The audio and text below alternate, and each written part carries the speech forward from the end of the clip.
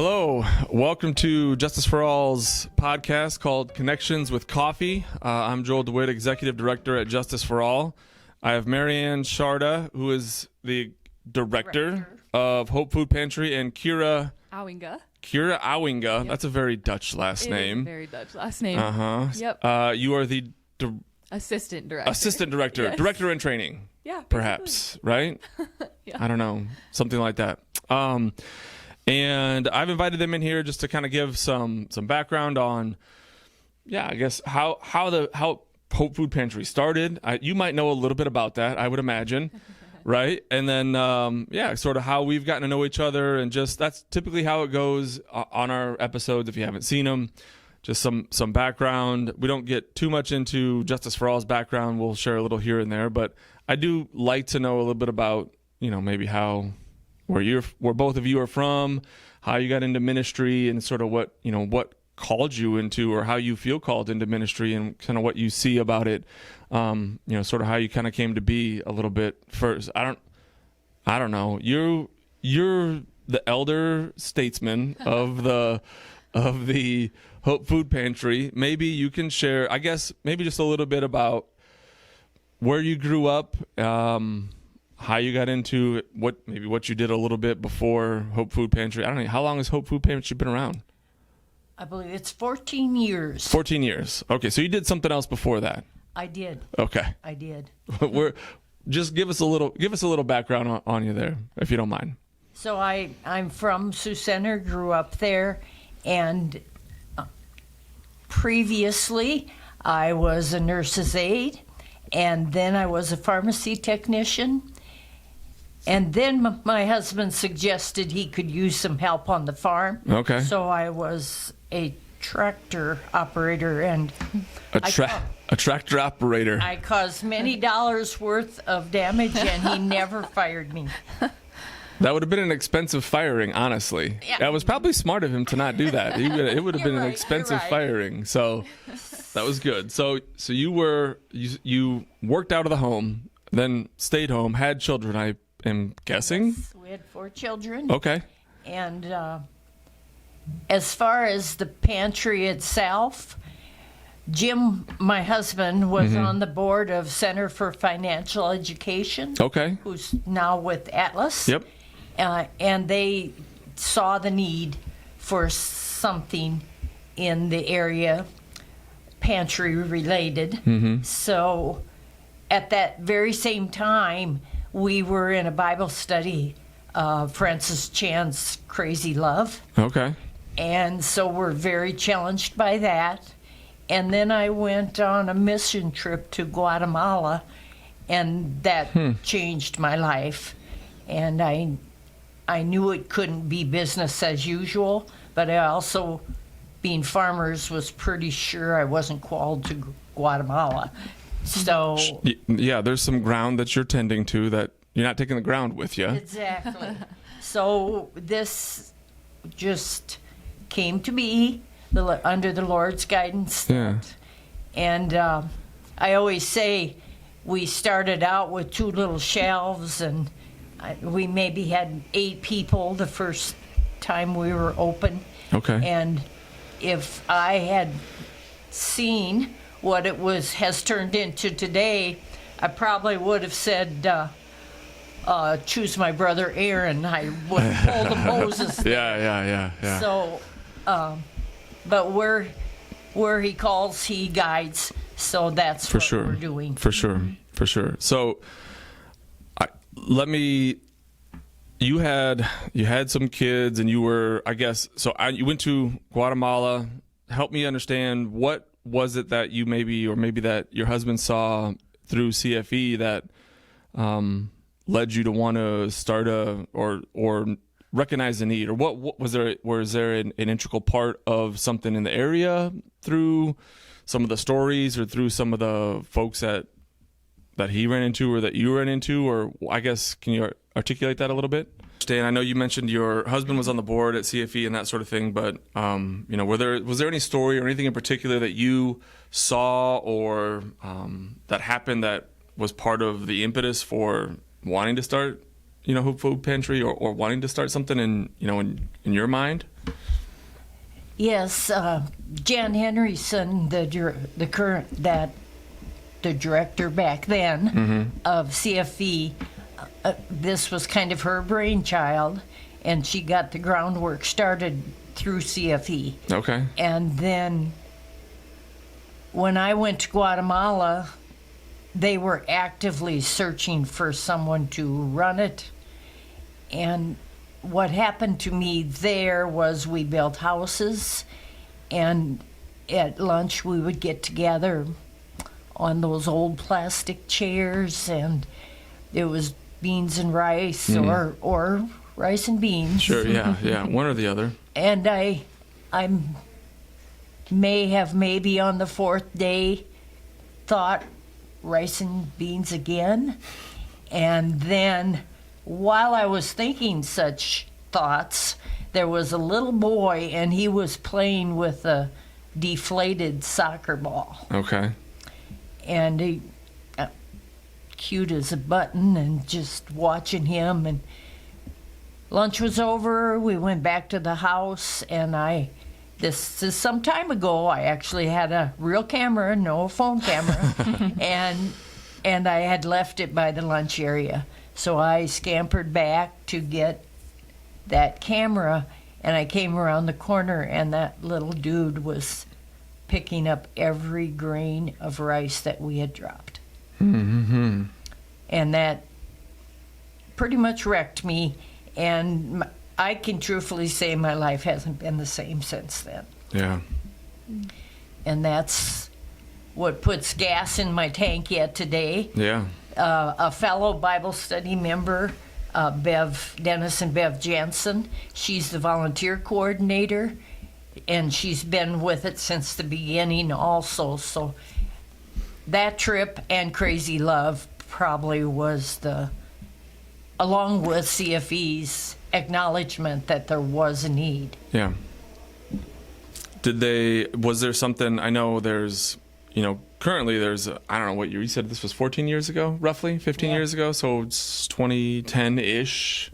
So there was something, there were some Guatemalans who were in the area then. Was that something that spoke to you then, that was sort of what CFE and others had seen as far as what the population of folks they were serving was like? Is that part of the connection, or is it just something? No, I think it was general food insecurity. Food insecurity, sure. And it still isn't one people group. Sure. It definitely is whoever needs a helping hand. Yeah, we get a wide variety every week. So. Okay, all right. Kira, right? I got it right that time, I think. Yeah, no? yeah, you got it right. All right, Yep. One shot. All right. Give me some background on you a little bit, on how you got to this area, maybe where you grew up. Obviously, you don't have as many years as Marianne, but that's not okay. Quite as many. Not yet. So. Yes, so I actually grew up in Sioux Center as well. Okay. So I went to Western, went to DeWit. Sure. I graduated from DeWit with youth ministry and then missions and ministry. So my heart was for people, was for serving, and to be really honest, I didn't think I was going to stay. Yeah. I had places, lined up in other countries. You're going to go somewhere. I was going to go somewhere, right? For That's sure. what everybody says. And then obviously that wasn't the Lord's plan. Yeah. And some doors shut. And so here I am in Sioux Center, like, okay, what do I do now? And I was like, well, if I stay, I want to do something important. And I was like, you know what? I would love to work for a nonprofit.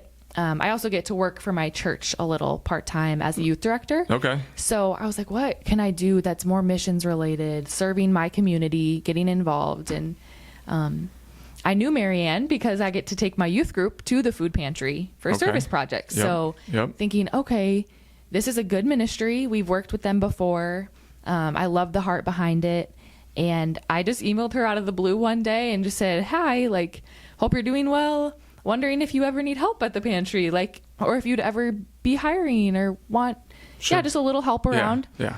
And she replies back, I think your exact words were, Kira, we need to talk. And I instantly, I think we probably planned a coffee meeting that same day. And from there, we just kept meeting and talking logistics. And when I started to, I think it was in April of last year, I kind of did stuff with the pantry and then also Whispers of Love, Hope, and Joy. Okay. Kind of getting to work with both a little bit, Sure. having a good balance. And then, now moving just to the pantry and, getting to learn more from Marianne and get to serve there more. And Sure. Yeah. What church do you go to? Like, do you guys go to the same one? We don't. So You I don't? go to Bridge of Hope. Okay. CRC in town. All right. Yeah. In Sioux Center. All right. Yes, and Center, yep. Well, we attend Bridge of Shop Hope. Church Shop Church. Okay. That's on the campus down there? on the campus. Okay. Yep. Pastor Deborah and Sink, mostly the women that are being served Okay. at the apartments there Yep. attend, and then others that have passed through that program, and there's maybe 4 or 5 couples that attend regularly. Okay. All right. So the youth program at Bridge of Hope, Shop Church. How many? Well, I don't know. We covered some of the history a little bit. Is there more information that I should know about the background? 14 years. So there was a time that when we lived on the farm yet, I would go in to Bible study at 6:30 in the morning, and my route took me past Center Fresh Egg by Sioux Center. Mm-hmm. And I would meet all these guys with bicycles and not enough winter clothing. Okay. And then I Workers, I assume, is who you're referencing. It's workers, you are Okay. correct.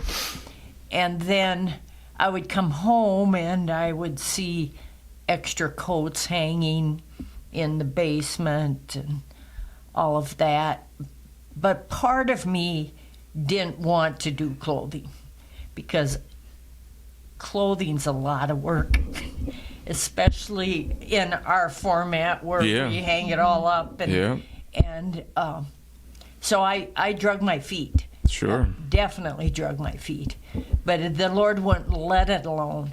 And so what I did was washed up all my husband's extra, and then I had a coverall myself that had the misfortune of getting washed with a hog marker. And Oh. those who are no such things already have a mental picture. Yeah. I know what that looks like. I didn't grow up on a farm or in the Midwest Yeah. at all, but I So have it had sorted ones. fluorescent Yeah, orange exactly. on. Yes. And so I did this Gideon type fleece, and I said, okay, Lord, if somebody takes my coverall, we'll do clothing. Mm-hmm.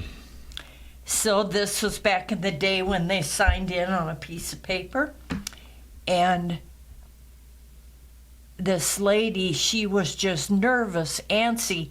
Well, I stepped away because often we have guests that can't read or write, and they would take a little slip of paper out to copy their name, and I thought she was embarrassed about that. So I stepped away to give her a chance to do that. However, that was not the case at all. She wanted to be sure that she got my coverall. Mm-hmm. And she ran to it and she said, "My husband, my son, my husband, my son." And then what you see today is many racks of clothing. It's extremely popular, and that all started with that coverall, hog marker covered coverall. Mm-hmm. Mm-hmm. So, before you talked a little bit about before the move and that sort of thing. So where was it? I guess where did it start? So in 2011 or whatever, there had to be some place, right, where it was like, hey, we want to do this, food pantry. We are seeing a need for, folks who are food insecure, or whether that's Center for Financial Education, or at some point, folks in ministry are coming across people who are looking for or need some things. So where did it go? So Jan arranged with Home House of Missions and Equipping, which is the backside of the original Walmart in Sioux Center. Okay. Yep. And they have a worship area, but then they have, which would be more, our spot was more behind the restaurants. And we shared that space with Sack Pack of Sioux Center, and that's where we started. They were so gracious to have us because we only fit within their ministry model. I feel like they gave a lot to us. And so, but then 2.5 years ago, when Whispers had a chance to buy what was formerly the Cosgrove property, they asked if we might be interested in joining. Okay. So that's how we moved. It's been a very good collaboration and more efficient space, I would say. Yeah. Yeah. So how did it work then before? When you were at the old site, you mentioned papers and some of that kind of stuff. I assume it's electronic now, is what it sounds like anyway, when it was papers to electronic. So people would have to, well, maybe just share with it now. How does it work now? Or what the differences are, or maybe if you can. So now it's mostly digital. We have 2 iPads that we use, and then we have a barcode system. So everybody who comes, they can sign up. There's no really like restrictions. You know, they don't need to show us any paperwork or anything like that. They just sign up, and we give them this barcode with a number, and then our bilingual volunteers will check them in. Okay. So we just check them in. They get 1 box per, barcode that they receive, and then we're able to serve so many people because we're filtering them through versus what it used to be. They went inside, they'd sign up on the paper, and then they'd actually walk through the shelves with someone and get to choose their own, like their grocery shopping. Sure. Yep. Yeah, in a perfect scenario, that's still what I'd prefer. Sure. But you can't serve 150 families in 4 hours and have them. So COVID got rid of that for us. Yeah, I suppose, yeah. The volunteers that walked alongside the people, they were the most vulnerable. And they said, wow, I'm not feeling comfortable doing that. Exactly. And then, nobody. Sure. And it was tight spaces. So, and back then, we maybe had 80 families a time. But all of this record keeping is for reporting. We get USDA food. Okay. That's copious record keeping. They need to see. They need to see numbers. Okay. I see. So, like, if some family shows up, like, they just want to know how many are in the household, or like, what sort of information are they looking for? Like, I don't know. I've not gone through the line that way. So it changes per state, and right now, Iowa, you just need their name. You need how many are in that household, and then what town and state they're from. Okay. So like, you don't even need an address. Nope, you no just address. Town, state, and how many are in the household. So now we do not need to ask address, which I think makes more people come. Oh, I would say so. A little safer but yeah. It's a broad, like we said, it's a broad range. We just left June, so we had 6 months of 2026 data, and everybody's eligible to come every other week. Okay. So that would be they could come twice a month. 13 times so far this year. Oh, okay, yeah. So how many times a month are you open? Every week. You're open every week. Yep. 1 time a week. Every Wednesday. Every Wednesday. Yep. Okay. Right now we're at 52% of our people only came once or twice in this first 6 months. So people don't come because they can. They come because they need to. Gotcha. So I guess how I hear that is people that are, I guess, repeats. I don't know how you would classify them or whatever, but like people get enough what they can, and they're like, I need something additional, and then they would show up, because it's not 100% of, you're not getting 100%. Like everyone who came last month came again this next month, or this week came again 2 weeks later. It's less than that. It's half of them that would come twice a month or well, less. That was of the 13 times, only came 1 to 2 times. Okay. Out of 13 times, they only came once or twice. Oh, that's even okay. That's even less. All right. Yeah. I'm trying to just I don't deal in food. We deal in physical resource here at Justice for All. So trying to get a handle on what that sort of looks like, because we don't always come across those questions. But, part of at least what I'm trying to do with, connections with coffee and just getting to know other ministries and other partnerships and people in the area. It's not lost on me that people have a lot of needs that are out there, and people aren't willing to just always say, hey, you know what? I really need some food. I had someone say to me one time, well, there's probably not people who go hungry in Sioux County. Like I had someone say it to me. I was like, I don't think that's not accurate at all. And so I was somewhat offended by who said it, but everyone's entitled to their own opinions and some of their own things and what they're available to look at or what they're willing to look at that way. But so we got to know each other. I guess we can go, well, let's see. Should we continue on? So what does it look like? Let's do that, since we kind of went over how many times you're open and how many times people can show up. What does it look like on a Wednesday when folks show up? Like it's electronic. They get a box. I understand. What does that entail? Well, Wednesdays for us start at real early, 8 I bet. a.m. Yeah. We have a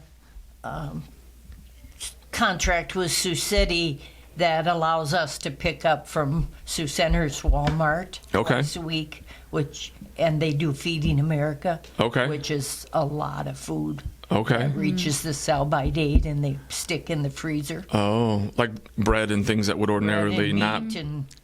Yeah. It didn't sell by that date, so then they freeze it, and then it can be right. Right. And in Sioux Center, Casey's does that, and Hy-Vee, and McDonald's. We pick up from. All right. And so that's part of Tuesday and Wednesday's process. We start at Walmart at 8 o'clock, but then there's some women there that pack ahead 150 bags of bread products, 150 bags of eggs and dairy. And then while we're open, we pack the meat bags. So that happens before in the morning. And then what happens when we open? So around 1:30, usually all our volunteers are there. We'll start and we'll pray in a big circle, but we have somebody filling the carts with boxes. Usually 1 to 2 people will be going through the aisles, and we have a list pre-made for them, so all they have to do is basically go through and fill that box. They'll hand it off to the next volunteer, who will add that bag of bread. They'll add the dairy and produce bag. They'll add the meat bag, and they'll put that together. And then they will push it out the door. Then we have volunteers outside who are the ones loading the cars. So we'll have bilingual volunteers also outside. They're the ones with the iPads, greeting, they're checking people in.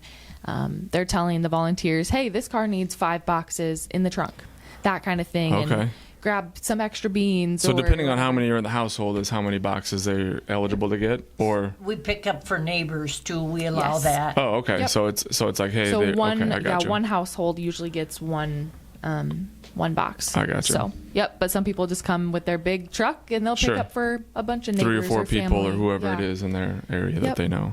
So interesting. And then it gets loaded into the car, and if they so choose to go inside to shop, we'll give them a little buzzer. They can go park. They get to walk in, and they have 15 minutes to shop and take as much as they want. So. And the inside has additional food, or it has clothing? I think you meant clothing. Just clothing inside. Housewares. Okay, so things that they might need to furnish a place. We or kind of whatever. handle all the food and that kind of thing, and they get to choose the clothes or toys or household stuff. Okay, all right. Maybe we can go into a little bit of, I guess, how we got acquainted a little bit a couple years ago. Do you remember how that happened? Was it After the flood? It was after the flood. It was after that, or during that. Well, yeah, it was after the flood because everything happened after the flood. That was sort of the tip of a lot of things that happened. So it was a flood of water, and then it was a flood of items that came in to our warehouse across the street. So, yeah. Yeah, you gave me a call after a period of time where the most immediate needs were being met. Yep. And then it was time for you to focus on your mission and purpose. Yeah, it was probably, I don't know, it was probably a month or 6 weeks after. It was sometime in July or so, because we got in the immediate, whatever. The flood happened on, I feel like it was Saturday night into Sunday. And then Monday, had a hard time getting into Rock Valley, honestly. And then just mucking out houses and helping with that for a few days, and then figuring out, like, I don't know, I don't really know what to do next a little bit.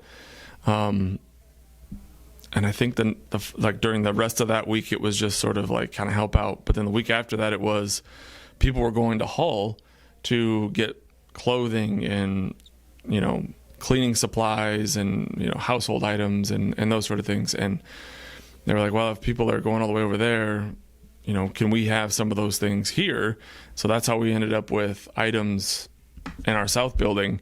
So it was clothing, diapers, shampoo, conditioner, like toilet paper, like pretty much any sort of a toiletry, cleaning supplies, along with shoes and other emergency things where people are like, well, I don't have any of these things anymore, or whatever happened. So then we sort of set up both in that warehouse and in that front office space of just come and pick out items of what you think you're gonna need, from toothpaste to toothbrush. And like, like the amount of things that showed up after that was pretty incredible. So then as we started to feel like, okay, it's been a month or 6 weeks, like everyone that has needed, a toothbrush and some deodorant and some whatever that might be, they've had a chance to be here multiple times and, have found a place to land, at least in the immediate sense. And we need to start filtering this out into a place that can, because we don't deal in that. Clothing, no problem. But cleaning supplies, toiletries, that's not an area that laundry detergent. I remember we had copious amounts of laundry detergent. Like, we weren't dealing with that. So that's, I think, how we got connected. I agree. And during that same time frame, a lot of people contacted us that, what can we do? I know that the Jansons made laundry. We have homemade laundry detergent. They made that laundry detergent and distributed it to other towns also affected by the flood. But a lot of my response was, for us, people are in crisis mode. It's going to be 3 months from now when it's time, do I buy groceries this week, or do I buy that microwave? Do I replace that microwave? Yeah. And it took a year for that to kind of filter through. We did grow exponentially during that time frame. I bet.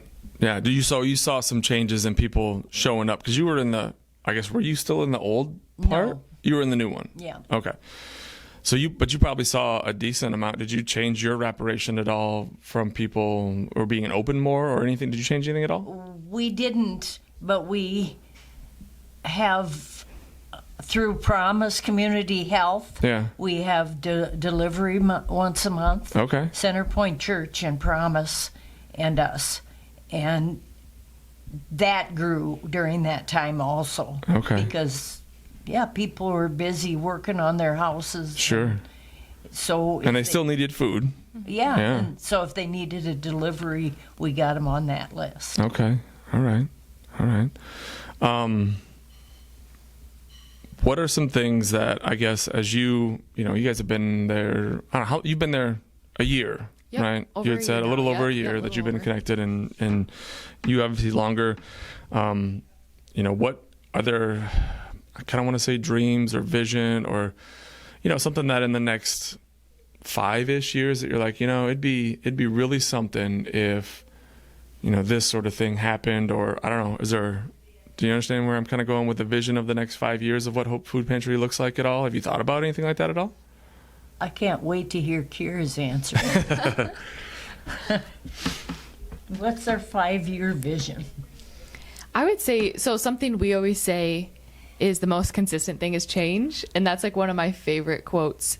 So, I would say we're both dreamers in a sense, but also there's so much going on. You really have to like be in the moment and be present.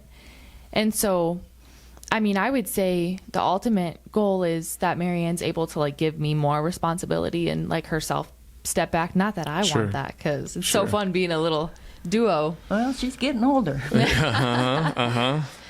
So I would say that's maybe one of them. But other than that, like just continue to get longevity with volunteers and, find reliable bilingual, consistent, I guess, to bilingual volunteers and building up a really good team. We just started, there was a board in place, but just kind of reaffirmed that board and got some new members on it as well. So just getting a good community, a good solid foundation. So I would say that's really what we've been working on. But and one thing we dipped into last year with Kira, and now gonna further that, is just working with the college.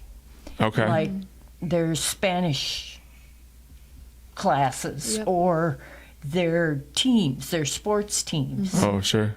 Yeah, that's a volunteer resource a little bit. Yeah. And a lot of them already need the community hours, or coaches are looking for ways to get their team to serve the community. Sure. So, we kind of just were like, well, why don't we reach out first instead of waiting for them to?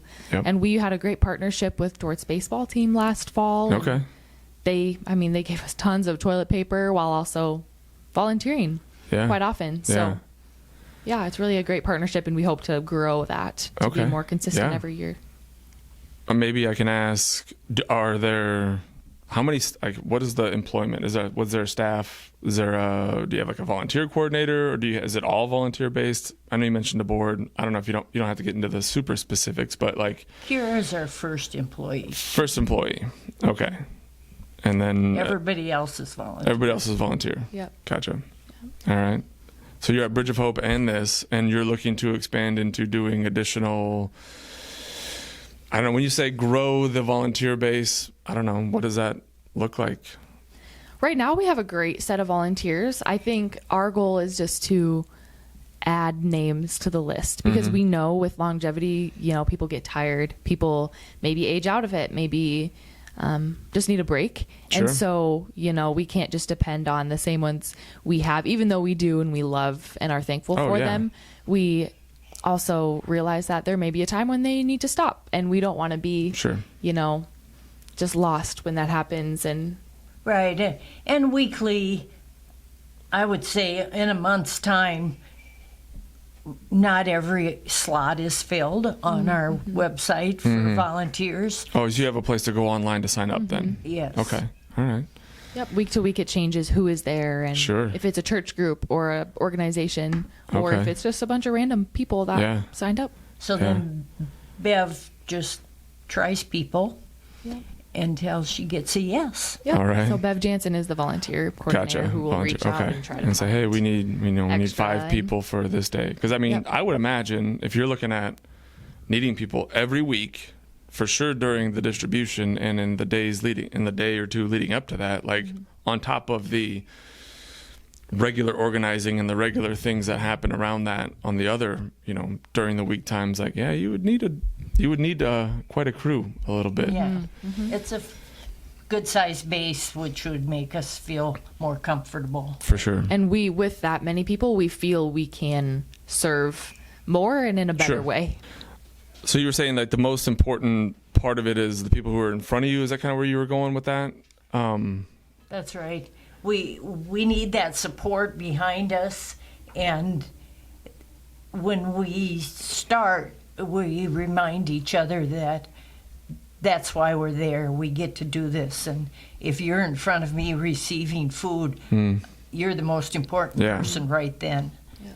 We're there to serve them. Right. Yeah. Yeah.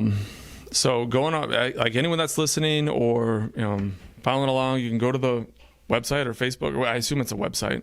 Hope Yep. Food Pantry Hope Food Pantry SC. SC. Yep. Sioux Center. Sioux Center. Yep. Dot org. Yes. Okay. I mean, I just making sure. I figured it was, but Yep. And if you look up Hope Food Pantry online, it should pop up. As Sure. long as Sioux Center's in there, it should be that top one now. So Hope Food Pantry Sioux Center. Just search that thing and it'll get you to the right yeah. place. Yep. More than Exactly. likely.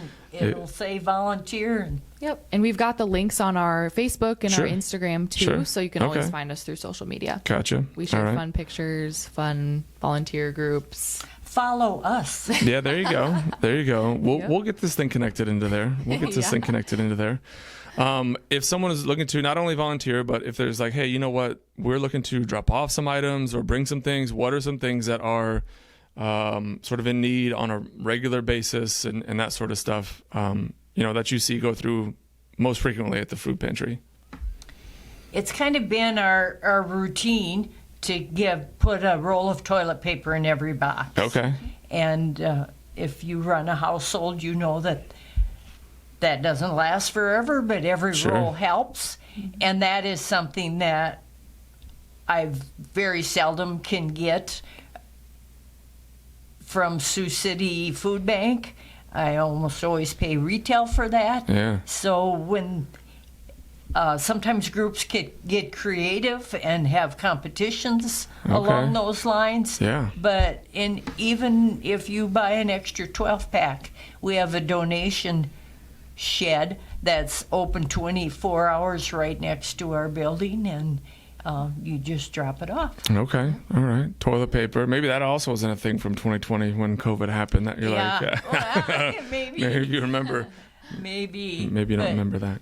And cereal, but really we just appreciate and use everything. Yeah. Yeah. No, yeah, I believe that. I wasn't saying that wasn't the case. No. I'm just thinking if someone's listening and they're like, you know what, what are they looking for that's in, that is more of a need. I know you mentioned, getting some meat and some food and some things from other places that are expired and that are frozen, whether that's from Walmart or from Hy-Vee or whatever. Like, we don't need to, I wouldn't want to drop off something if you already have it. Not that you wouldn't need it or use it or store it, but if there's something that's more of a need, we get that question here once in a while. Hey, what are you guys looking for? What do you need? And some of that kind of stuff. So, that was just something that came to mind. Yeah. Well, and you used the word expired. I guess I would take it a little further and say it's met its sell-by date. Sure. Sell by date. That's probably the proper terminology. Sounds much more edible. Yeah. Oh, it's 100% edible. They just don't want to be on the hook in case somebody gets sick and whatever might happen. It's Sure. an arbitrary date. I get that. Hey, it doesn't have mold on it, right? Like that's We only give that, things. I know, that's what I'm saying. Like they're Yep. going to take it off the shelf, so they're not liable for whatever may or may not happen to somebody. They're looking to mitigate their litigation, and you're going, this is fine. It's fine. So I'm with you.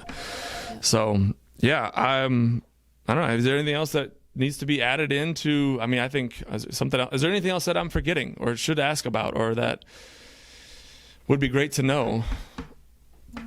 We're just thankful for this opportunity, and Yeah. it's good for a chance to share our story. Yeah. And to see how many organizations work together and partner, and it's always a cool thing to see. Yeah. Yeah. I think it's something that, having been on this side and been at JFA for 11 years or so, like there's a saturation of nonprofits in places in this county and in this area of people who are like, I'd like to do things that are good and that are noble and that are worthy. But it almost seems as though they're in competition. But in my opinion, like, it's not a competition. Like, God is the biggest thing in the whole entire ever, right? And if he's going to be able to provide for Justice for All and for Hope Food Pantry and for the number of churches that are out there, like, God's going to be able to provide for everybody. So why are we trying to push my resource or push my ministry up above someone else's. Like, that is not the way that I view it, and I don't think that's the way you guys view it. So this is just, trying to let people know, hey, on other side of things, like, we're all here to help each other out and to raise people up and to let people know, hey, this is an area where you can give to a worthwhile cause and see Christ in other people who are coming through that need food at a certain time in their life. And, that's just something that is available to people in this county or in the tri-state area or whatever. Like, it's not something that is taken away from Justice for All because they're going to some other place. Like, I don't view it that way at all. So, and I don't get the impression that you guys do either. I'm not saying that, but yeah, I appreciate you guys coming on and being willing to share about what's going on, and certainly hope you continue to do the work and find the volunteers and continue to grow in the sense of, direction that God has placed the organization, and move into that space. And if there's an opportunity for us to continue to work together, whether that's clothing or whatever that capacity looks like, I certainly would be open to conversations and anything like that. So we appreciate it. Thank you. Yeah. Well, thanks very much for being on, and thank you for listening to episode 29 of Justice for All's podcast, Connections with Coffee. I'm Joel DeWit, Executive Director at Justice for All. This is Kira and Marianne from Hope Food Pantry Sioux Center. Thank you very much for listening, and God bless.